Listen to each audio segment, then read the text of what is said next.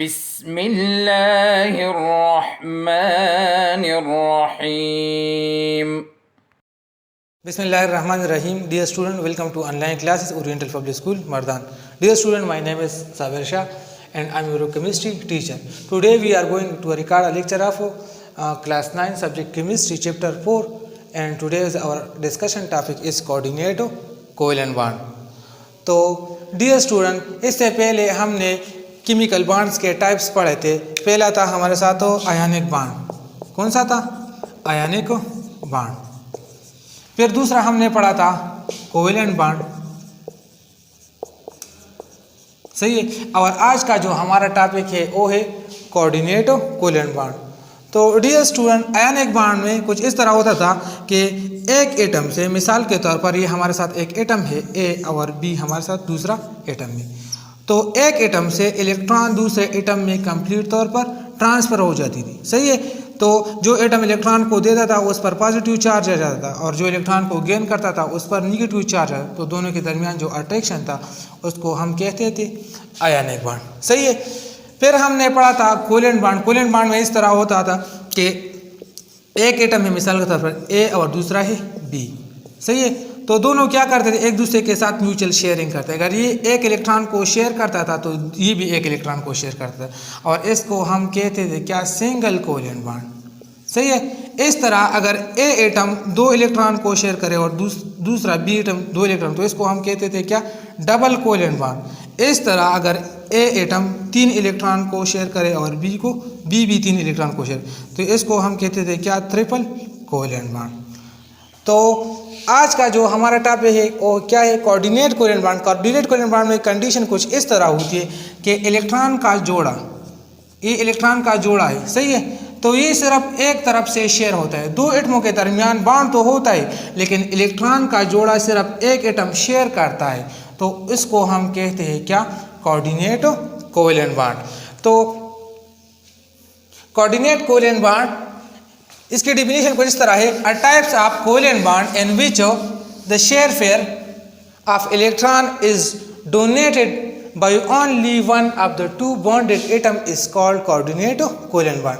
coordinate covalent bond covalent bond की वो किस्म है जिसमें इलेक्ट्रॉन का जोड़ा एक एटम की तरफ से शेयर होता है। जो एटम इलेक्ट्रॉन का जोड़ा शेयर करता है उसको हम कहते डोनर एटम। क्या कहते? Donor atom. और जो इलेक्ट्रॉन का जोड़ा एक्सेप्ट करता है उसको हम क्या कहते? Acceptor atom. और इसको हम रिप्रेजेंट करते हैं किस चीज़ से? तीर के निशान से। तो जो डोनर एटम होता है उसका टेल जो है ना, तीर का टेल उसकी तरफ होता है, और एक्सेप्टर एटम की तरफ उसका हेड होता है। एग्जाम्पल अगर हम देख लें, मिसाल के तौर पर हमारे साथ है ammonium ion, NH4 ion, ammonium ion.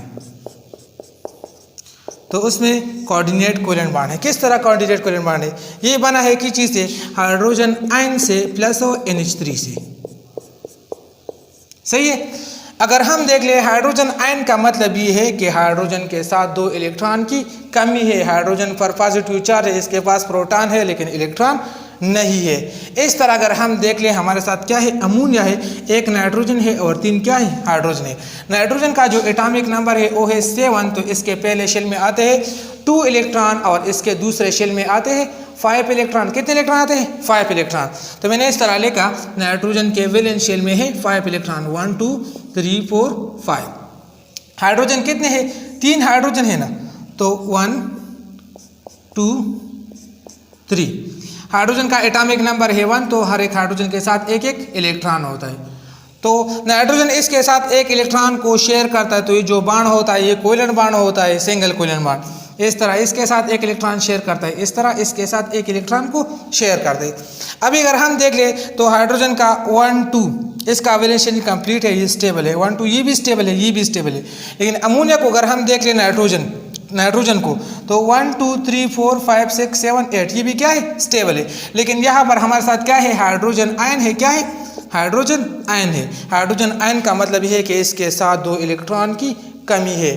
तो नाइट्रोजन जो है ना, ये इलेक्ट्रॉन का जोड़ा एक तरफ से शेयर करता है। ये जो अमोनिया है इसमें नाइट्रोजन इलेक्ट्रॉन का जोड़ा एक तरफ से शेयर करता है। तो दोनों के दरमियान इलेक्ट्रॉन का जोड़ा जब एक तरफ से शेयर होता है तो इस बॉन्ड को हम कहते हैं क्या, कोऑर्डिनेट कोवैलेंट बॉन्ड, और हमारे साथ क्या बन जाते हैं, अमोनियम आयन बन जाते हैं। सही है, तो अमोनियम आयन में ये जो NH3 है ये डोनर एटम है और हाइड्रोजन क्या है, ये एक्सेप्टर है। सही है, तो तीर का निशान कुछ इस तरह होगा, इसकी तरफ होगा। दूसरा एग्जाम्पल है हमारे पास NH3 प्लस VF3।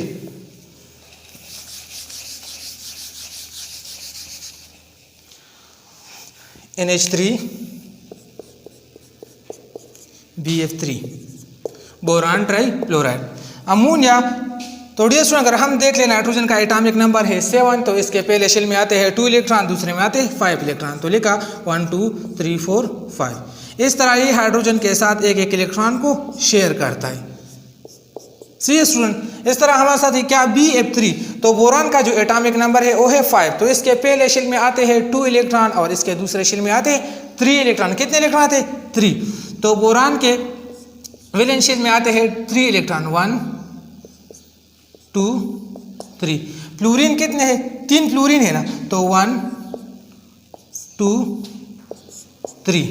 फ्लोरीन का एटॉमिक नंबर है 9, तो इसके पहले शेल में आते हैं 2 इलेक्ट्रॉन और इसके दूसरे शेल में आते हैं 7 इलेक्ट्रॉन। कितने इलेक्ट्रॉन आते हैं, 7। तो 1 2 3 4 5 6 7, 1 2 3 4 5 6 7, 1 2 3 4 5 6 7। तो फ्लोरीन को, हर एक फ्लोरीन को एक एक इलेक्ट्रॉन की ज़रूरत है, तो फ्लोरीन इसके साथ एक एक इलेक्ट्रॉन को शेयर करता है। फ्लोरीन इसके साथ एक इलेक्ट्रॉन शेयर करता है, इस फ्लोरीन के साथ बोरान के साथ एक इलेक्ट्रॉन को शेयर करता है, और इस तरह इस फ्लोरीन के साथ एक इलेक्ट्रॉन को शेयर करते हैं। तो डियर स्टूडेंट, अगर हम देख ले तो फ्लोरीन के पास अपने 7 इलेक्ट्रॉन थे और एक ही हो गए। ये क्या है, ये स्टेबल है अकॉर्डिंग टू ऑक्टेट रूल। ये भी स्टेबल है, ये भी स्टेबल है। लेकिन अगर हम देख ले तो जो बोरान है इसके वैलेंस शेल में 1 2 3 4 5 6, इसके वैलेंस शेल में है 6 इलेक्ट्रॉन। तो ये क्या है, ये तो अनस्टेबल है। ऑक्टेट रूल्स के मुताबिक ओ एटम स्टेबल होता है जिसके वैलेंस शेल में 8 इलेक्ट्रॉन होते हैं, तो इसके पास 6 इलेक्ट्रॉन है। इसका मतलब ये है कि इसके साथ 2 इलेक्ट्रॉन की कमी है।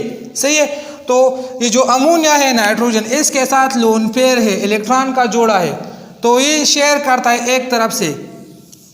इस तरह BF3 को एक इलेक्ट्रॉन का जोड़ा देता है। तो इसमें अगर हम देख ले नाइट्रोजन ने इलेक्ट्रॉन एक तरफ से शेयर किए, तो इलेक्ट्रॉन का जोड़ा जब एक तरफ से शेयर होता है तो इस बॉन्ड को हम कहते हैं क्या, कोऑर्डिनेट कोवैलेंट बॉन्ड। तो अगर हम देख ले इसमें ये इलेक्ट्रॉन का जोड़ा देता है, तो ये कौन सा एटम है, ये है डोनर एटम, और ये वाले क्या है, ये एक्सेप्टर है। तो जो इलेक्ट्रॉन का जोड़ा देते हैं इस पर आता है पार्शियल पॉजिटिव चार्ज, और जो इलेक्ट्रॉन का जोड़ा एक्सेप्ट करता है तो इस पर आता है पार्शियल नेगेटिव चार्ज। तो एक्सरसाइज में एक क्वेश्चन भी है कि इसको डेटिव बॉन्ड भी कहा जाता है, कोऑर्डिनेट कोवैलेंट बॉन्ड को डेटिव बॉन्ड भी कहा जाता है। तो एक्सरसाइज में क्वेश्चन है कि डेटिव बॉन्ड हमेशा पोलर क्यों होता है। इसलिए पोलर होता है क्योंकि इसमें इलेक्ट्रॉन का जोड़ा सिर्फ एक तरफ से शेयर होता है। तो इलेक्ट्रॉन का जोड़ा एक तरफ से शेयर होता है, इसकी वजह से जो एटम इलेक्ट्रॉन का जोड़ा देता है उस पर पार्शियल पॉजिटिव चार्ज आता है, और जो एटम इलेक्ट्रॉन का जोड़ा एक्सेप्ट करता है तो उस पर पार्शियल नेगेटिव चार्ज आता है। इसकी वजह से डेटिव बॉन्ड या कोऑर्डिनेट कोवैलेंट बॉन्ड हमेशा पोलर होता है। तो डियर स्टूडेंट, ये कुछ एग्जाम्पल थे, उम्मीद है आप लोगों को समझ आया होगा। अगर आप लोग के जहन में कोई क्वेश्चन है तो आप लोग कमेंट सेक्शन में ज़रूर पूछ सकते हो।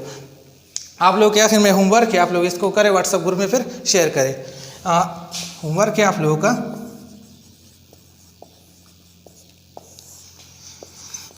Write down note on coordinate covalent bond. तो डियर स्टूडेंट, उम्मीद है आप लोगों को समझ आया होगा, और आप लोगों की कोई क्वेश्चन है तो आप लोग कमेंट सेक्शन में ज़रूर पूछ सकते हो। थैंक्स, वस्सलाम। अल्लाहुम्मा अंफ़अना बिमा अल्लमतना वअल्लिमना मा यंफ़अुना वज़िदना इल्मा।